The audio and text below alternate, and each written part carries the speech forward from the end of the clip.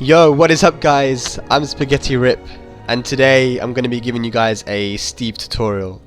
Now, before I begin, I just want to say thank you so much to all the guys that watched my my capo tutorial. It was my first video. You know, I didn't know how it was going to go down with people, but the reaction from it was amazing. So thank you very much for that. I hope that this video can be just as useful for you guys. But yeah, let's start. Let's get into it, man. So Steve Fox. Now, as you guys may know, Steve Fox introduced in Tekken 4, and since his introduction into Tekken 4, he's always been a really strong character. Very unique as well. You know, he's the only character which is, you know, his offense mainly consists of punches, right? Which is very awkward and weird, like for in terms of Tekken. So we need to approach him in a very unique way. You need to practice the matchup independently and make sure you know how to approach this character. Now, I think when dealing with Steve, your goal is to force him to adapt his offense to your defense. So you need to know how to approach him in terms of spacing, in terms of, you know, interrupting strings and ducking strings and all this kind of stuff. It's very important. You can't approach Steve with a flowchart. You can't, because he's very counter hit heavy. So if you try that, you're gonna lose all of your health with moves like back one and all of his other counter hit strings like 1-2-1. You know, it does so much damage. You don't want to be playing aggressively and mindlessly against Steve. So having said that, let's go into what I think are the 5 areas we need to look at in this matchup. Number 1, backdashing. Number 2, ducking strings. Number 3, PKB Stance. Number 4, FLK Stance. And number 5, duck stance mix-ups, which I've put in brackets T7 because that's an area of Steve's gameplay which has been introduced in Tekken 7. It didn't exist before, but we're going to get into that later on. So let's get straight into it. Number 1 is backdashing. I feel that Steve is a character that excels really well in a close range. He has so many good tools, like for example down to 1, it's a safe low poke that he has in low mid, because you can cancel it to make it safe. In close, something like that, and you know, his mids, his really strong mids that track really well. This is a counter hit launcher here, you know, just like that. It's safe and it's a counter hit launcher. And then in close, he's got down back 3-2 as well, which, you know, it's not, you can't react to that. You know, it gives free Oki as well. You can't react to that. Like, he's really scary, very scary character in a close range. So what do you want to do against that? What should you do? I think what you should be doing is trying to play more a linear game than trying to sidestep. I see a lot of people that like to sidestep. They'll do, you know, Steve will do something like this, and then, you know, back one will catch them stepping. You know, I would say, just as a note, that if you want to sidestep, if you really feel like you want to sidestep, I would sidestep left, because that's something that will beat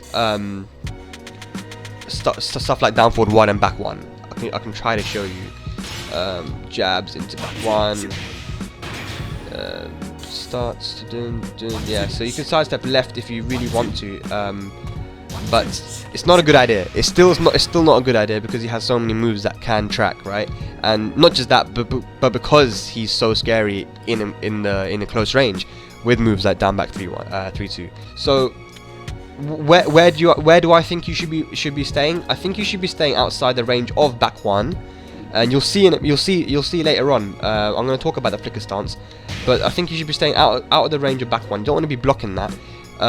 You want to stay out of range of back 2, which is his fastest launcher, and you want to be staying out of the down 2 range as well. Especially, obviously, this range. It's got no range anyway, but you want to be staying out of just the range of these moves. I feel down 2, back 1, and back 2. I think you want to stay out of that range, and then, you know, you'll have to force him to come into you. That's what I said in the beginning. When you're dealing with Steve, your goal is to force him to adapt to your defense, and that's what I feel your movement should be centered around. It should be centered around you trying to make him adapt and go in with moves that are a bit more, you know, punishable, like forward 2, and, you know, moves like this, whatever, you know. But that's what I feel as just a basic starting point. We should be backdashing, trying to space against Steve. Now at number 2 we have ducking strings. Ducking strings against Steve is insanely important, because it's the difference between you blocking something and allowing your opponent to carry on his offense by transitioning into stances, or you getting a launch and bodying your opponent. Is very important. So there's moves like down 2-1-2, which has a delayable last hit, which counter hit combos if you if you try to interrupt him from it. There we go. You've got moves like down forward 1-1-2, down forward 1-2 sort of 1, which is the variation.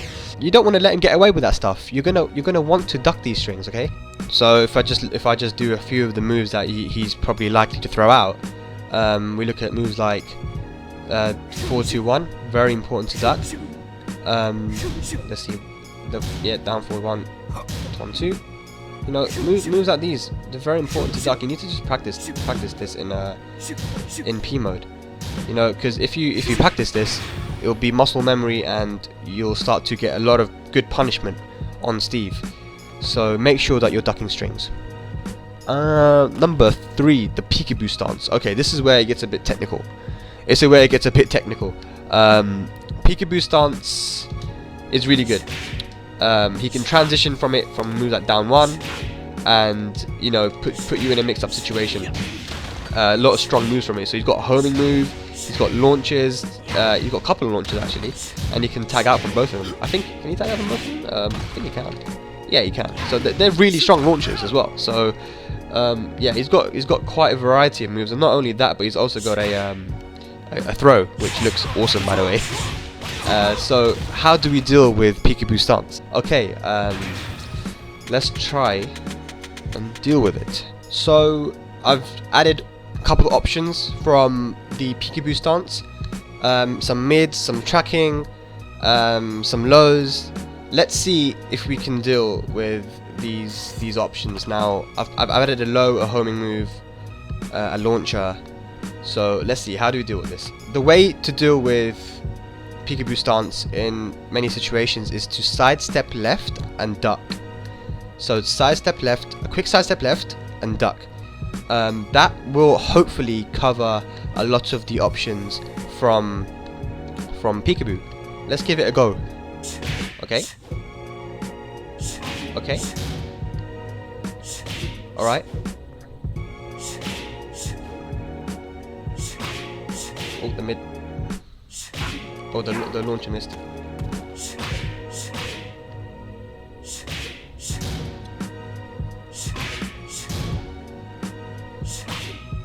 So you've seen that we were able to deal with a lot of the options there, including the throw. So yeah, down forward 1 does have a little bit of tracking to that side. It is hard, but in the grand scheme of things, you're gonna be locking down a lot of his options. Okay, you don't want to be put in a situation where you're holding back and dealing with a low launcher throw mix up. Okay, so yeah, the down forward 1 does track a bit, but you should be thinking in your head, it is worth taking that over every other thing that he can do. So that's how you deal with PKB stance. Now I'm going to talk about the flicker stance. Flicker stance is the classic, man. It's the classic. You can the most common move that he transitions from into flicker from is back 1. I see so many people when I play Steve. I do play Steve. I used to play Steve quite seriously in Tekken 6. So many people block this and feel for some reason that they're allowed to attack. So when they do that, they get bodied. Like, okay, let me show you what happens if I try to attack after this. Now they don't try to do the fastest move, because as you see, I can actually jab him out of it, which is very important for you guys to know. So remember this. This is what I talked about in the beginning. You need to make your opponent adjust to your defense, okay? And this is defense. This is defensive knowledge. So you can actually, I think you might be able to interrupt with a 12 frame. Let me try. Yeah, you can. So you can interrupt with a 12 frame, but this is a big flowchart in a Steve's armory. Is back 1 into sort of flicker stuff. Like I said, I told you guys very important information that you can jab them out of it, so you should try to do that and force them to do something different, like maybe back one into duck. But don't mash slow buttons after this, because if you do that, you're gonna get bodied. Look, there, I get counted for so much damage, which gives a free low as well. So the amount of damage you get from it is insane, because people think that they can attack after it. You can, but you have to make sure that you're jabbing, at least, you know, just to lock down his options, right? He might have. I don't know what a Steve player can do to beat that. Maybe, like I've already said, that he can duck. He can go into duck and crush your jab. But you know, maybe he can. I don't know. Yeah, I'm guessing he can go back one into parry. But don't worry about that. If they're a clever Steve player, they may do that. But you know, at the end of the day, you've made him throw away his pressure, because you know how to beat him defensively. You know how to jab. So that's very important. But let's just talk about just Flicker in general. He has moves like this, which is, was it? I think it's, yeah, Flicker 2, Flicker back 2, which is an amazing move. It gives a free 4-4. Look at that damage, man. Damn. So yeah, it's a good stance, but I wouldn't recommend you stepping after it. Now, what happens if you try to step? Let's try that. You'll get hit. So you don't want to be stepping, okay? It's not a good idea. Now I want to talk about some Tekken 7 strategy. Now, as we know, or as we should know, and if you don't know, you're gonna know, Steve in Tekken 7 is sick.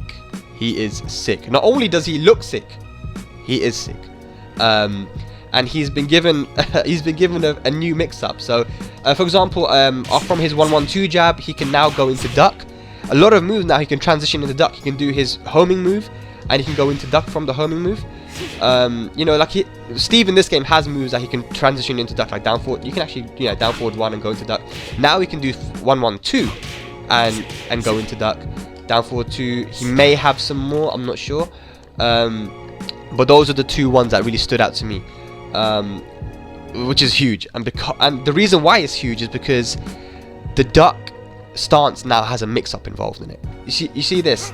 This is charge. You hold forward 3 or forward 4, and he does a charged move, and there's a mid which launches, and there is a high which also launches. Now in this game, let's do this. In this game, if someone does that, you ain't scared, because it's a high and mid. That's not a mix-up. A high and mid is not a mix-up. So let's do this. Let's see how we can beat this mix-up in this game. Okay, cool. We just hold back. We're just gonna keep holding back. Okay, no issue. But in Tekken 7, this high on block will allow him to get this a second free hit of this. I will try to get a clip and put it in for you guys. So it's a mix-up that you need to deal with. Now, how do we deal with it?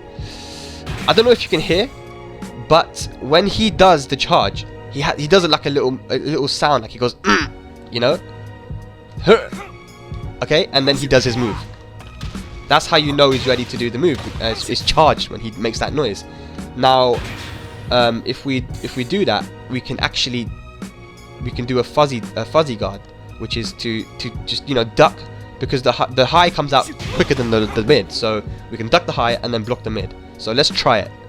Let's give it a go.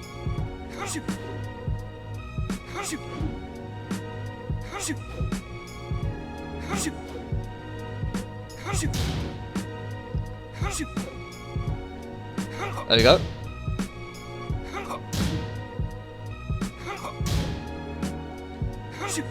So as you saw, I blocked the mids and I ducked the high. Now there may be some other ways to deal with it, but like I said, if he does it raw, a lot of people are going to get hit by this. I'm telling you, quote me on this. In Tekken 7, during the Tekken 7 era in Europe and America, or wherever you're from, people are going to get bodied by this. They're going to be really pissed. So I'm giving you a heads up. I'm giving you a warning that you need to deal with this, and I think that is the way. You need to listen out for that, and then duck, quickly duck and get up, duck, get up, duck, get up, because both are launchers.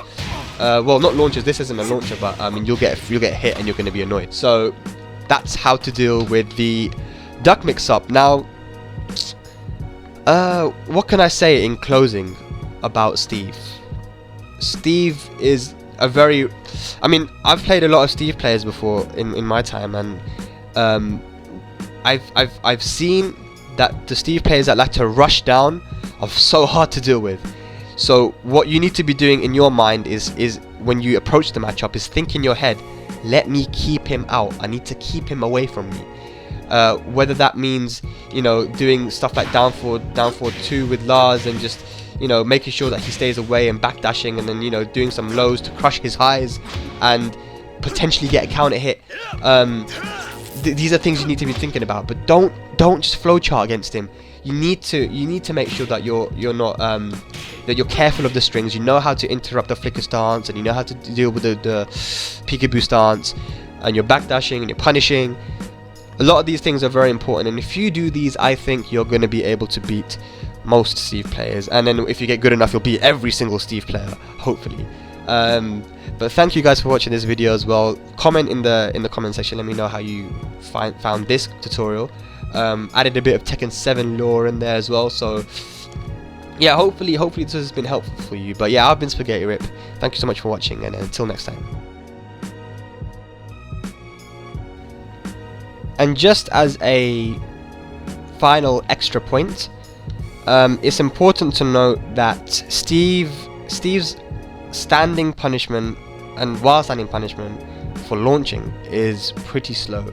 So Steve has while standing 1+2, which I don't know how many frames it is, probably 19 to 20 frames or something, and then back 2 for standing punishment, which is his quickest launcher, which is 17 frames, right? This means that as when you're thinking about the matchup, you have to think about stuff that, like, you can exploit certain launchers versus Steve. You know, Law has a counter hit down 2-3, which may be able to interrupt him out of a lot of strings. It's a martial law, by the way, not for us. Martial law.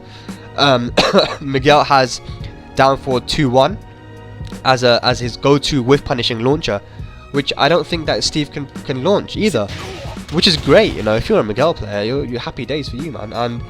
And Lars as well with forward back 2-1, which is an amazing whiff punisher. Like, I've seen, like, I don't see many people use it as a whiff punisher, but if you use it properly as a whiff punisher, I saw when I was in France, Only Practice, I don't know if you guys know, Only Practice, Korean player, one of the best in Korea.